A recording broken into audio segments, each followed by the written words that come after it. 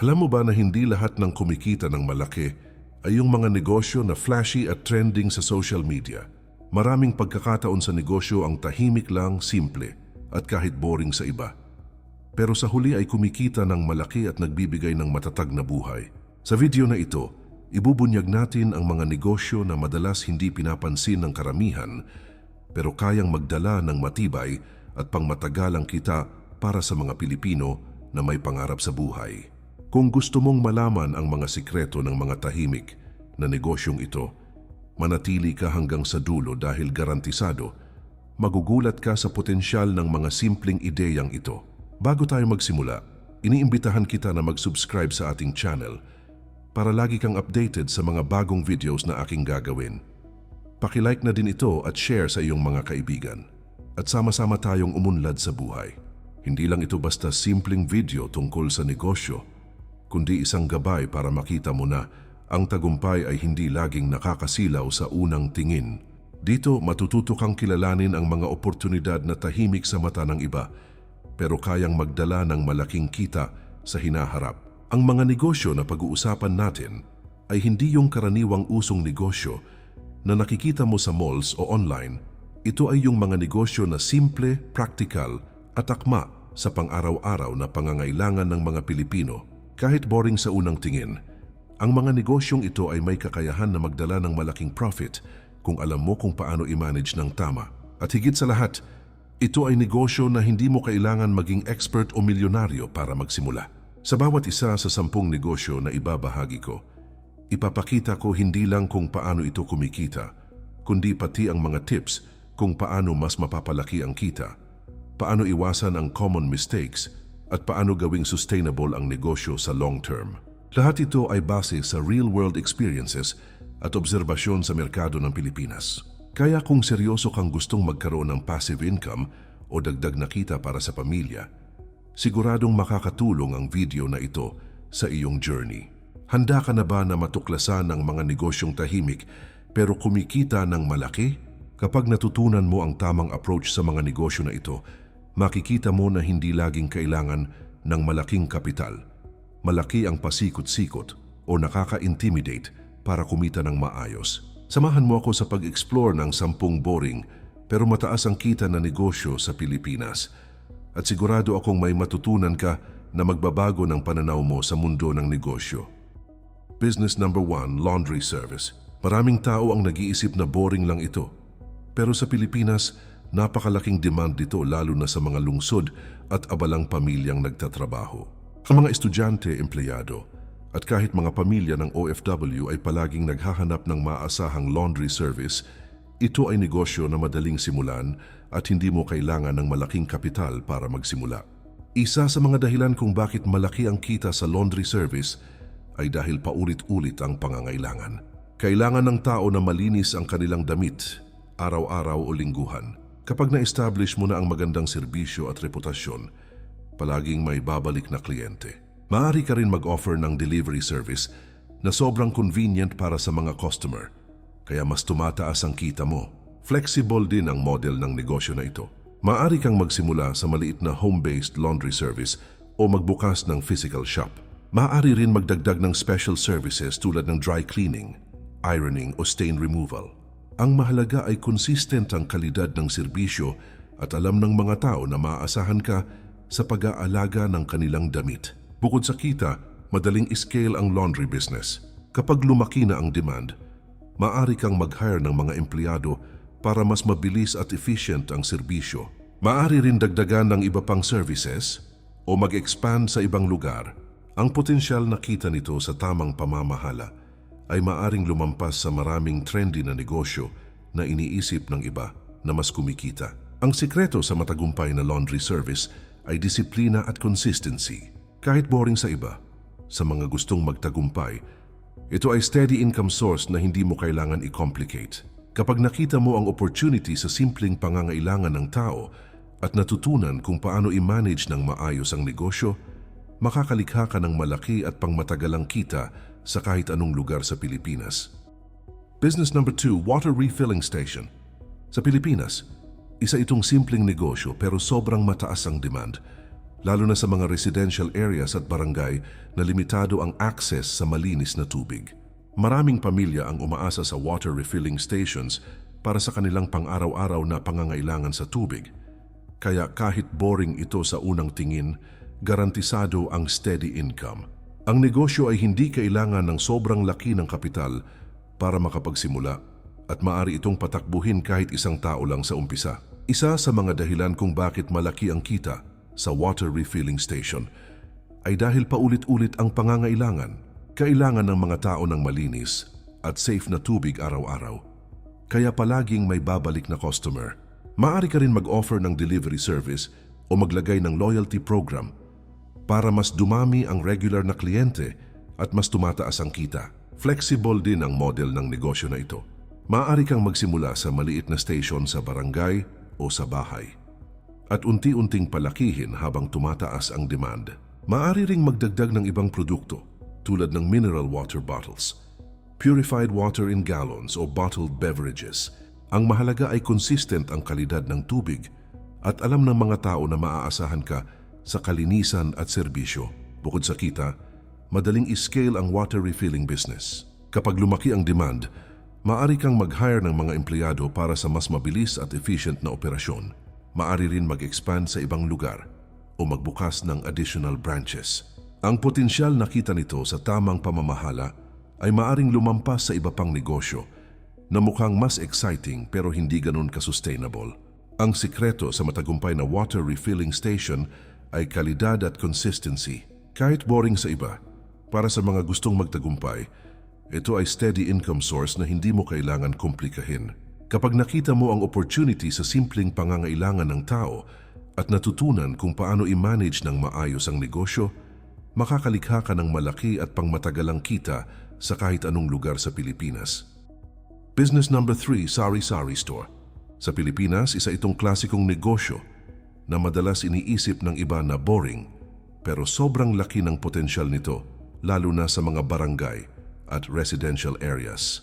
Halos bawat pamilya ay bumibili sa Sari-Sari Store para sa kanilang pang-araw-araw na pangangailangan tulad ng bigas, kape, soft drinks at iba pang basic items.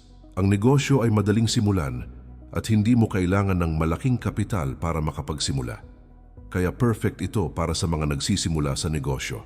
Isa sa mga dahilan kung bakit malaki ang kita sa Sari-Sari Store ay dahil paulit-ulit ang pangangailangan. Kahit maliit na halaga ang binibili ng bawat customer, dahil araw-araw may bumibili, nagiging steady at tuloy-tuloy ang kita.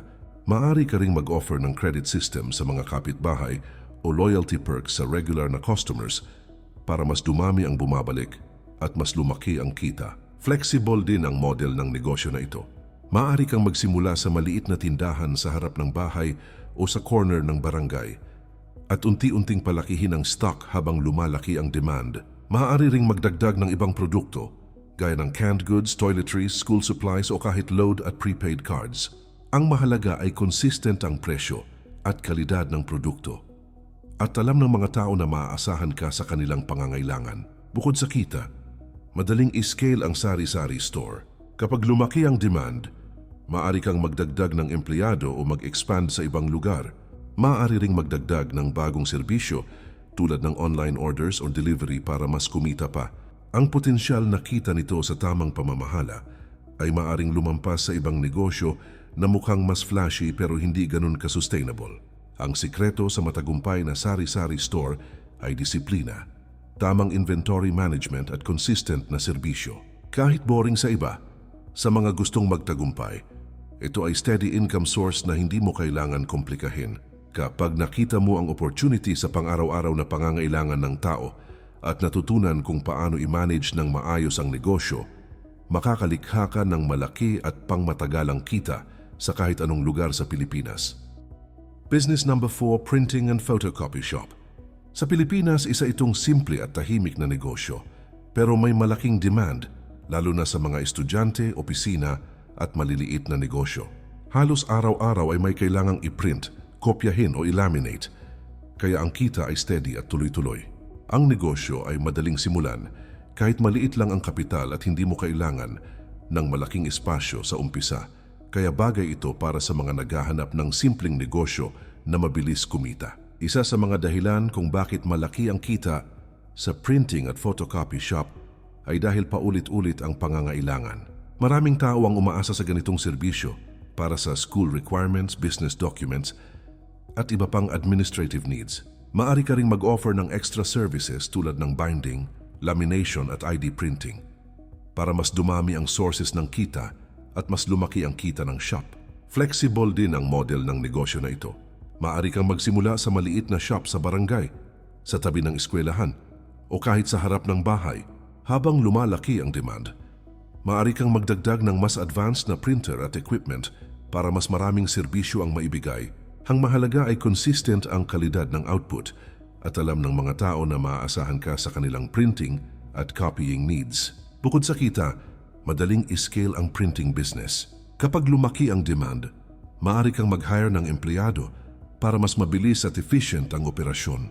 Maaari ring mag-expand sa ibang lugar o mag-offer ng online ordering at delivery service.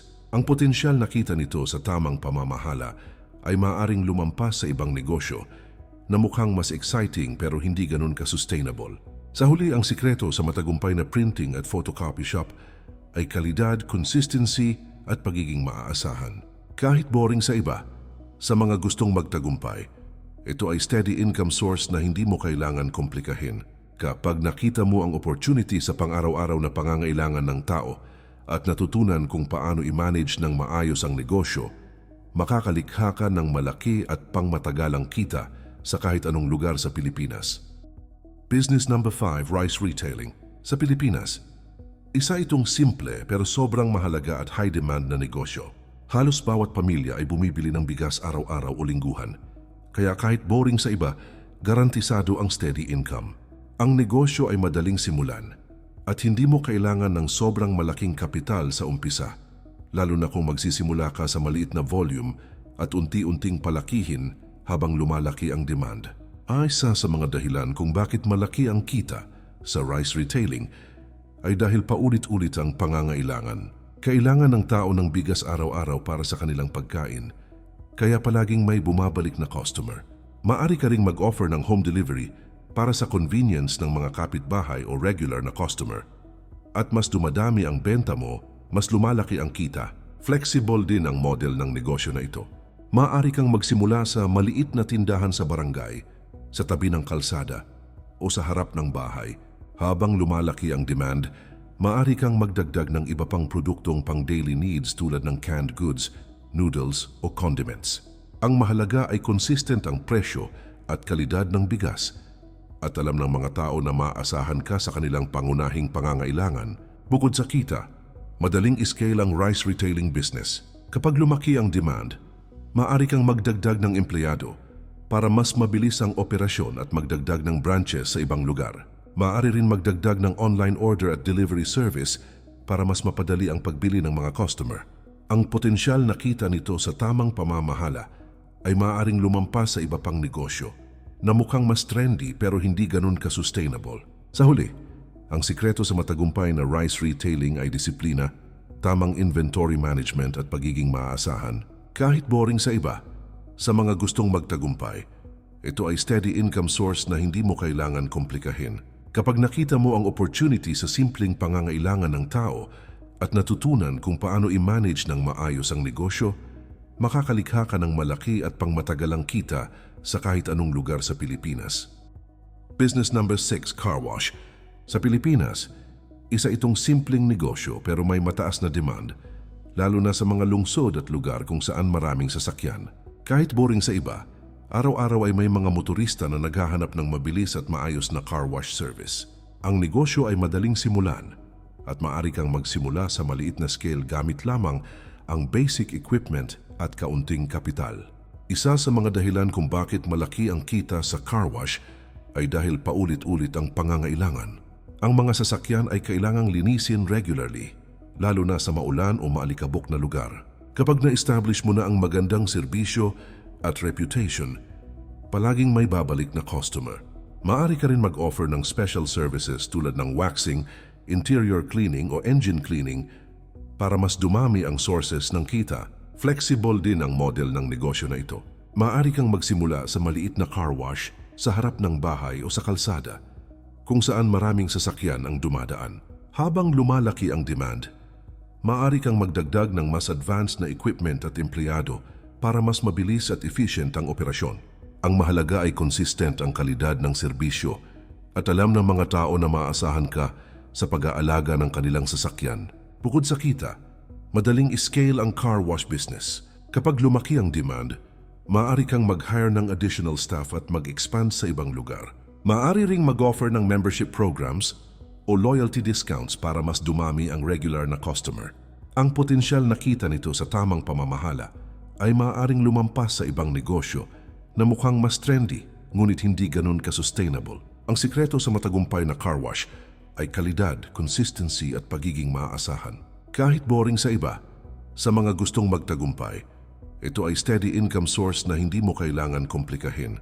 Kapag nakita mo ang opportunity sa simpleng pangangailangan ng tao at natutunan kung paano i-manage ng maayos ang negosyo, makakalikha ka ng malaki at pangmatagalang kita sa kahit anong lugar sa Pilipinas. Business number 7, bakery business. Sa Pilipinas, isa itong simpleng negosyo, pero palaging may demand dahil halos lahat ng pamilya ay bumibili ng tinapay at pastry araw-araw o lingguhan. Kahit boring sa iba, napakalaki ng market, lalo na sa mga residential areas, paaralan at opisina. Ang negosyo ay madaling simulan kahit maliit lang ang kapital at maaari kang magsimula sa home-based setup bago mag-expand sa mas malaking shop. Isa sa mga dahilan kung bakit malaki ang kita sa bakery business ay dahil paulit-ulit ang pangangailangan. Kailangan ng tao ang tinapay para sa breakfast, merienda o pang-snack ng pamilya. Maaari ka ring mag-offer ng special orders tulad ng cakes para sa birthdays, events o celebrations para mas dumami ang sources ng kita at mas lumaki ang profit. Flexible din ang model ng negosyo na ito. Maaari kang magsimula sa maliit na bakery sa harap ng bahay o corner shop at unti-unting palakihin ang operasyon habang tumataas ang demand. Maaari ring magdagdag ng iba't ibang produkto tulad ng pastries, pandesal, breads o specialty cakes. Ang mahalaga ay consistent ang lasa, quality ng produkto, at alam ng mga tao na maaasahan ka sa kanilang order. Bukod sa kita, madaling scale ang bakery business. Kapag lumaki ang demand, maaari kang mag-hire ng mga helper o staff para mas mabilis ang paggawa at pagbenta. Maaari ring mag-expand sa ibang lugar o mag-offer ng delivery service para sa convenience ng mga customer. Ang potensyal na kita nito sa tamang pamamahala ay maaaring lumampas sa ibang negosyo na mukhang mas exciting pero hindi ganun ka-sustainable. Ang sikreto sa matagumpay na bakery business ay kalidad, consistency at serbisyo sa customer. Kahit boring sa iba, sa mga gustong magtagumpay, ito ay steady income source na hindi mo kailangan komplikahin. Kapag nakita mo ang opportunity sa pang-araw-araw na pangangailangan ng tao at natutunan kung paano i-manage ng maayos ang negosyo, makakalikha ka ng malaki at pangmatagalang kita sa kahit anong lugar sa Pilipinas. Business number 8, fish and seafood retailing. Sa Pilipinas, isa itong simple pero palaging may demand na negosyo dahil napakahilig ng mga Pilipino sa sariwang isda at seafood. Kahit boring sa iba, halos araw-araw ay may bumibili sa mga pamilihan at barangay, lalo na sa mga lugar na malapit sa dagat o malalaking lungsod. Ang negosyo ay madaling simulan, kahit maliit lang ang kapital at pwedeng home base o sa palengke. Isa sa mga dahilan kung bakit malaki ang kita sa fish and seafood retailing ay dahil paulit-ulit ang pangangailangan. Ang mga pamilya ay bumibili ng sariwang isda para sa kanilang ulam araw-araw. Maaari ka ring mag-offer ng special orders o delivery service para sa convenience ng mga customer, kaya mas dumadami ang benta at mas lumalaki ang kita. Flexible din ang model ng negosyo na ito. Maaari kang magsimula sa maliit na stall sa palengke o sa harap ng bahay. At habang lumalaki ang demand, maaari kang magdagdag ng mas maraming variety ng seafood tulad ng hipon, pusit o alimango. Ang mahalaga ay consistent ang kalidad ng produkto at alam ng mga tao na maaasahan ka sa freshness at serbisyo. Bukod sa kita, madaling i-scale ang fish and seafood retailing business. Kapag lumaki ang demand, maaari kang mag-hire ng mga helper para mas mabilis ang pagbenta at paghahanda ng produkto. Maaari ring mag-expand sa ibang lugar o mag-offer ng online orders at delivery. Ang potensyal na kita nito sa tamang pamamahala ay maaaring lumampas sa iba pang negosyo na mukhang mas trendy pero hindi ganun ka-sustainable. Ang sikreto sa matagumpay na fish and seafood retailing ay kalidad, freshness at consistency. Kahit boring sa iba, sa mga gustong magtagumpay, ito ay steady income source na hindi mo kailangan komplikahin. Kapag nakita mo ang opportunity sa pang-araw-araw na pangangailangan ng tao at natutunan kung paano i-manage ng maayos ang negosyo, makakalikha ka ng malaki at pangmatagalang kita sa kahit anong lugar sa Pilipinas. Business number 9, poultry raising. Sa Pilipinas, isa itong simple pero high demand na negosyo dahil halos araw-araw ay may pangangailangan sa itlog at manok. Kahit boring sa iba, maraming pamilya at maliliit na negosyo ang umaasa sa sariwang itlog at manok para sa kanilang pagkain at negosyo. Ang negosyo ay madaling simulan. Kahit maliit lang ang kapital at pwedeng gawin sa bakuran ng bahay o maliit na lote. Isa sa mga dahilan kung bakit malaki ang kita sa poultry raising ay dahil paulit-ulit ang pangangailangan. Kailangan ng tao ang itlog at manok araw-araw, kaya palaging may babalik na customer. Maaari ka ring mag-offer ng regular delivery sa mga kapitbahay o kliyente para mas dumami ang benta at mas lumalaki ang kita. Flexible din ang model ng negosyo na ito. Maaari kang magsimula sa maliit na batch ng manok o itlog at habang lumalaki ang demand, maaari kang magdagdag ng mas maraming manok o iba't ibang breeds. Maaari ring magdagdag ng iba pang produkto tulad ng mga processed poultry products o feeds. Ang mahalaga ay consistent ang kalidad at kalusugan ng mga hayop at alam ng mga tao na maaasahan ka sa kanilang supply. Bukod sa kita, madaling i-scale ang poultry business. Kapag lumaki ang demand, maaari kang mag-hire ng mga helper para sa feeding, cleaning at packaging. Maaari ring mag-expand sa ibang lugar o mag-offer ng contract supply sa restaurants at sari-sari stores. Ang potensyal na kita nito sa tamang pamamahala ay maaring lumampas sa iba pang negosyo na mukhang mas exciting pero hindi ganun ka-sustainable. Ang sikreto sa matagumpay na poultry raising ay disiplina, tamang care sa hayop at consistency. Kahit boring sa iba, sa mga gustong magtagumpay, ito ay steady income source na hindi mo kailangan komplikahin. Kapag nakita mo ang opportunity sa pang-araw-araw na pangangailangan ng tao at natutunan kung paano i-manage ng maayos ang negosyo, makakalikha ka ng malaki at pangmatagalang kita sa kahit anong lugar sa Pilipinas. Business number 10, vegetable and herb gardening. Sa Pilipinas, isa itong simple at tahimik na negosyo, pero may mataas na demand dahil maraming pamilya at restaurants ang naghahanap ng sariwa at organic na gulay at herbs. Kahit boring sa iba, napakalaking market nito lalo na sa urban areas at barangay na gustong magkaroon ng fresh produce araw-araw. Ang negosyo ay madaling simulan kahit maliit lang ang bakuran o container, kaya perfect ito para sa mga nagsisimula sa negosyo. Isa sa mga dahilan kung bakit malaki ang kita sa vegetable and herb gardening ay dahil paulit-ulit ang pangangailangan. Kailangan ng tao ang sariwang gulay araw-araw para sa kanilang pagkain at maraming restaurants ang palaging bumibili ng fresh herbs at vegetables. Maaari ka ring mag-offer ng delivery service o regular subscription sa mga customer para mas dumami ang benta at mas lumalaki ang kita. Flexible din ang model ng negosyo na ito. Maaari kang magsimula sa maliit na container gardening o raised beds sa bakuran at habang lumalaki ang demand, maaari kang magdagdag ng mas malaking plot o greenhouse setup. Maaari ring magtanim ng iba't ibang uri ng gulay at herbs depende sa season at preference ng market. Ang mahalaga ay consistent ang kalidad at freshness ng produkto at alam ng mga tao na maaasahan ka sa kanilang supply. Bukod sa kita, madaling i-scale ang vegetable and herb gardening business. Kapag lumaki ang demand, maaari kang mag-hire ng mga helper para sa pagtatanim, pag-aalaga at pag-harvest. Maaari ring mag-expand sa ibang lugar o mag-offer ng online orders at delivery. Ang potensyal na kita nito sa tamang pamamahala ay maaring lumampas sa iba pang negosyo na mukhang mas flashy pero hindi ganun ka-sustainable. Sa huli, ang sikreto sa matagumpay na vegetable and herb gardening ay kalidad, consistency at tamang pag-aalaga sa mga tanim. Kahit boring sa iba, sa mga gustong magtagumpay, ito ay steady income source na hindi mo kailangan komplikahin. Kapag nakita mo ang opportunity sa pang-araw-araw na pangangailangan ng tao at natutunan kung paano i-manage ng maayos ang negosyo, makakalikha ka ng malaki at pangmatagalang kita sa kahit anong lugar sa Pilipinas. Huwag mong maliitin ang simpleng negosyo.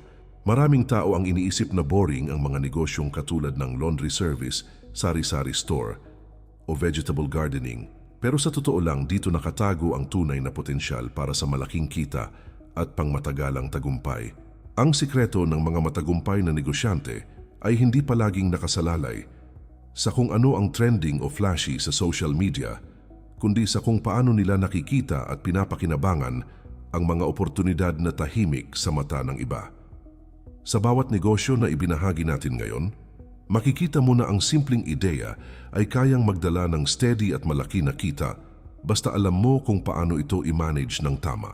Hindi mahalaga kung maliit ang kapital mo o kung wala ka pang malaking karanasan sa negosyo.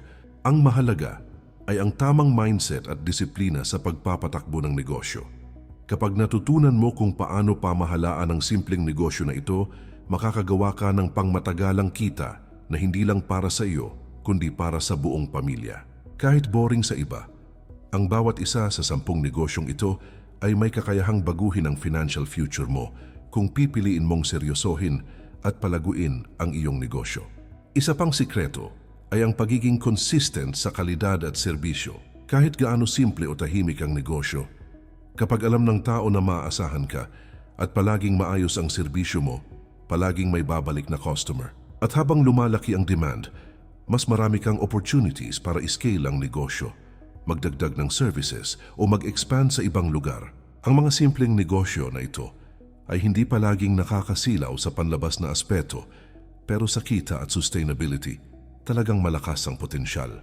Muli kaibigan, iniimbitahan kita na mag-subscribe sa ating channel para lagi kang updated sa mga bagong videos na aking gagawin. Paki-like na din ito at share sa iyong mga kaibigan at sama-sama tayong umunlad sa buhay. Huwag kang matakot sa simpleng negosyo dahil dito mo makikita ang tunay na oportunidad. Huwag mong sayangin ang pagkakataon na matutunan kung paano kumita ng malaki mula sa mga tahimik, ngunit solid na negosyo na kayang magdala ng financial freedom sa bawat Pilipino na may pangarap. Sa pagtatapos, tandaan mo na ang tagumpay ay hindi palaging nakikita sa labas. Minsan, ang pinaka-boring na negosyo ang may pinakamalaking potensyal. Kung seryoso ka sa pagunlad, bukas ang mundo sa mga oportunidad na matatagpuan sa simpleng negosyo. Simulan mo ngayon, planuhin ng maayos at gawing consistent ang iyong mga hakbang. Sa tamang approach, ang bawat simpleng negosyo ay pwede maging daan para sa pangmatagalang kita at magandang kinabukasan.